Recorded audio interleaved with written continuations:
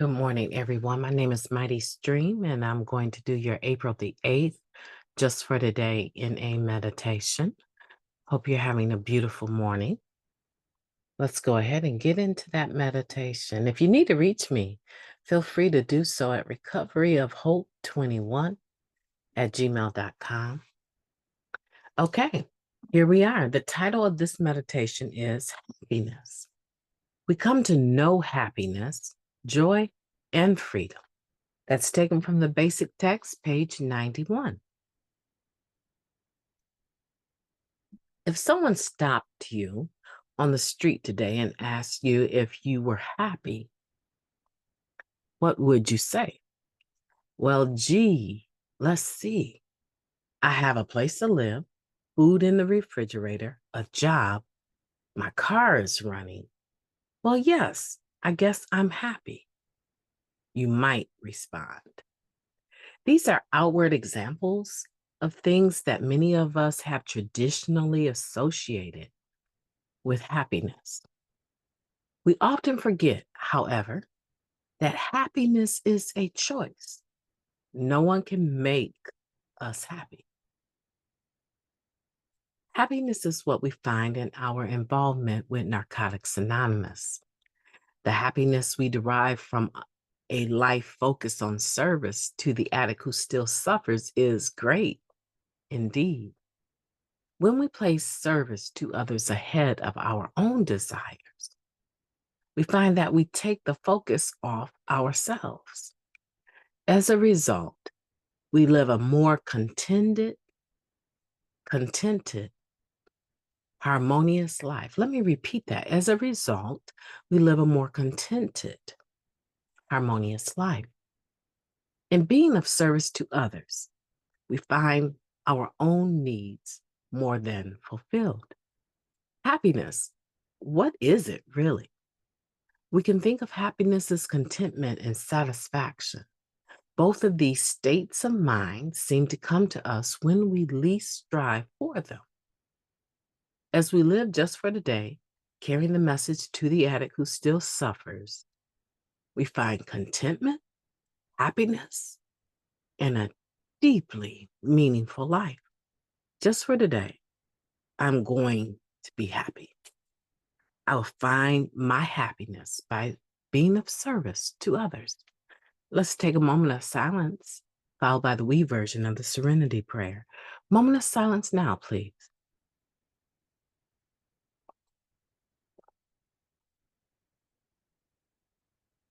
Thank you. God, grant us the serenity to accept the things that we cannot change, the courage to change the things that we can, and the wisdom to know the difference. Where are you at with happiness? This sentence, this quote from the basic text. We come to know happiness, joy, and freedom. How do we come to know happiness? For many of us, and I can say for myself, my happiness was dependent greatly upon whether or not my outward signs of achievement, attainment, materialism had been attained. If what I had on the outside, the home that I lived in, the car that I drove, the husband that I had, if those things looked good on the outside, it would appear that I was happy. However, there was something that would always happen in my days of using because I was a functional, right? Somewhat functional addict. I still had problems getting up and getting ready for work on time on Monday morning. But after I got to work on Monday morning, there was a routine that took place until 5:01 Friday night. And I would master that routine, no matter how much I used during the week. I had a routine during the week, so I was a functional addict. And I realized that even though I wasn't living in poverty, I had nice vehicles. I wore anything that I wanted to wear. I wore some of the most beautiful suits that a girl could want to wear. I invested in my wardrobe immensely to an overflow. My hair, my nails, everything about my outside would make a person think that I was very happy. However, without fail, soon as I put the drug in me,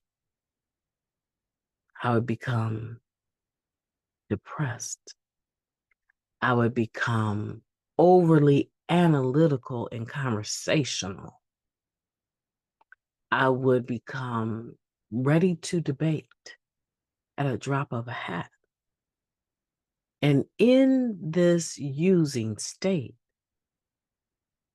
I would always see that I was a fake. There was nothing that was really, truly happy about my life. My connection to my higher power was false. My presentation of being a spiritual individual was false. My love for others was questionable.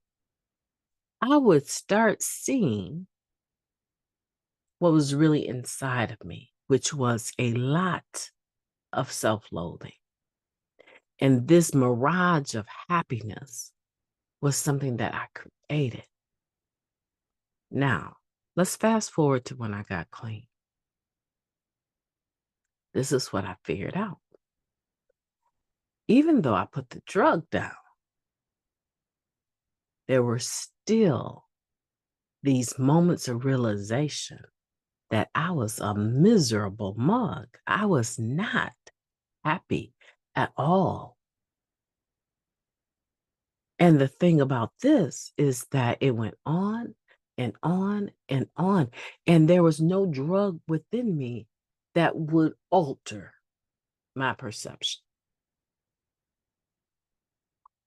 I realized in that moment that it's a state of being that I choose for myself. I choose it amidst my storms. I choose it regardless to what's going on. That natural state of joyfulness was not the norm for me. And I would use things outside of myself to try to set it in motion, paint this picture of happiness. And that's when I realized, you need to get a sponsor and work the steps. You're going to need some help in figuring out what's really, really, really going on. And also, there was one time that I actually found that I was content. And it's when I was not thinking about myself. I started doing service work for this particular group. And I found out not only did they need individuals to do service work, that I was good at it. And that it was something that benefited other people. And that was something that I noticed almost right away.